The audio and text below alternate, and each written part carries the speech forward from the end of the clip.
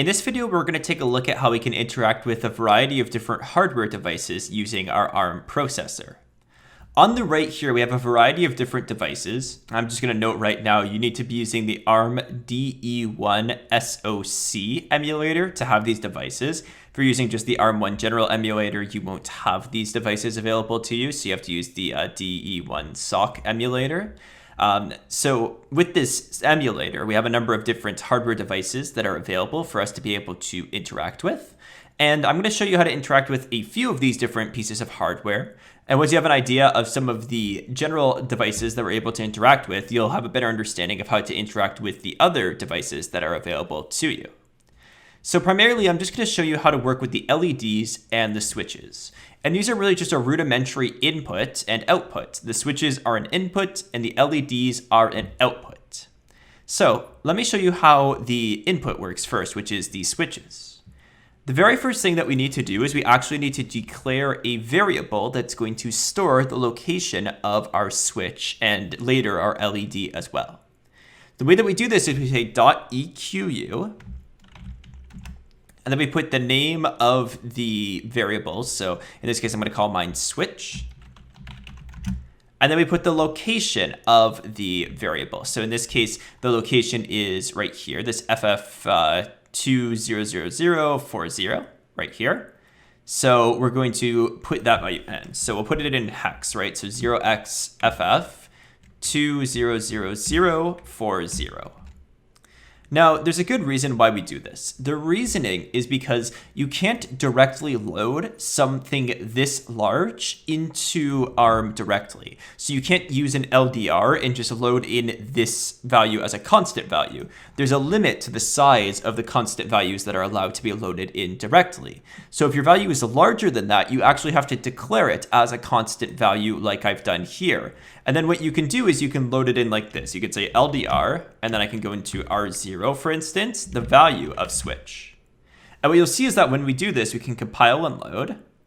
And once we do that, we should be able to see the actual value. Oh, sorry, I forgot a comma here. So don't forget the comma here. So it's .eq switch, comma, and then the address. Now everything will compile. And when we do that, you can see we just get that exact value loaded into R0. So all we've really done is we've declared it here as a constant, and then we've loaded it into our R0 register to be used later on. So if I want to be able to use this register, what I have to do is I have to be able to retrieve the value that is located at its memory address. So what's going to happen is each of these switches is going to correspond with a different number, and that different number is going to be represented in binary based on the switches that are on. So this rightmost switch here is going to represent like the 2 to the power of 0 portion of the binary. This one is 2 to the power of 1. This one is 2 to the power of 2, and so on like that. So that's the way that this is working. If it's on, it's like a 1 in binary, and if it's off, it's like a 0 in binary. So for example, if I check this off, it would be the same as 1, 0 in binary, which is 2, of course. So let's take a look at how that works. What we do is we say LDR. I'm going to load into R1, the value that's stored in R0. So remember, this is the address of the switches, R0 is, and we're loading from the location, right, R0, into R1. So let's compile and load and see what that does. You'll see that R0 is currently equal to this memory location. When I step into the next line of code, you see that we got the value 2. And that's because I have the 1 checked off. So remember, it's 1, 0, which means that it's equal to 2. And we could do this with all sorts of different numbers, right? So I could check off like all 3 of these, right? We would get 1, 1, 1. Let's just reload it and give that a try. You see that gives us 7, right? Because it's 4 plus 2 plus 1, which is 7, of course. So using this, we can actually get inputs from users, right? So I can actually do things based on the input from these switches, right? So I just put in whatever value I want in the switch. When it loads that value, then we can manipulate it as we need. So this is a very simple way to gain input from a hardware device, right? So you may have been wondering throughout this course, like, how do we actually get input? This is one way that we're able to do it. And then similarly, how do we output values? Well, we could do that using our LEDs. And the LEDs are going to work in a very similar way. when we take a look at the right-hand side LED, the rightmost LED represents the first digit of binary, and then the second digit, the third digit, the fourth digit, so on and so forth like that, right? So it's the same sort of idea. So let me show you what happens with this. So let's say .equ, because I have to declare the location of the LED, right? So it's going to be LED, comma, 0x FF200000, like that. So once we have that located, what we're going to do is we're going to go ahead and load that value into memory like we did before. But instead of loading data from that location, we're actually going to store data in that location, right? Because we're using it as an output rather than an input. So we're going to put data into that memory location instead of taking data from that memory location. So to demonstrate this, let's go ahead and load the data that we got from the switches into the LEDs. So in order to do that, what we're going to do is this. We're going to LDR, and I'm just going to go ahead and overwrite R0 because I've already gotten the data from the switches, so I don't need it anymore. So I'll say from R0, we're going to load in the LED address.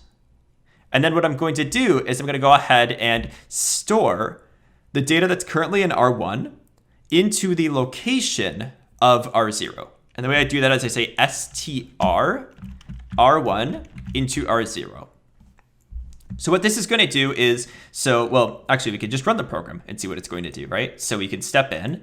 You see that the first line loads the location of the switches, and then the second line gets the value from the switches into register R1, right? So currently this value is B because that's what's represented with this. It's 1011, right? So that's the value that's in here. That'd be 8, 9, 10, 11, right? Which corresponds to B in hex. Now, once we've done this, what we do next is we load in the location of the LEDs into memory, which is FF200000. So you can see that those two match up with each other, R0 and the LED value here. And then what we do is we store the value that's currently in R1 into the location of R0. So when I step into this, you see what happens is the LEDs light up. Right? They light up based on the values that we placed inside of register R0, or R1 rather. So you can see what happened is these are matching up with each other now. The switch matches up with the LEDs. The reason being is because we took the value from the switches and stored it into the LEDs. So you can see that that actually lights those values up, so we can actually represent a binary using these LEDs.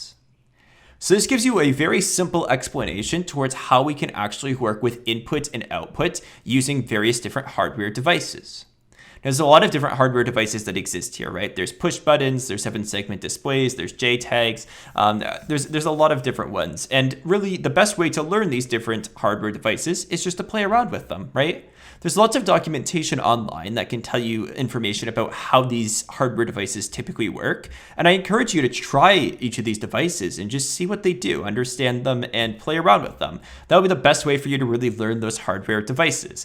I've showed you the very basic ways that you can interact with them. And from here, you should be able to interact with all of these hardware devices and see what each of them do.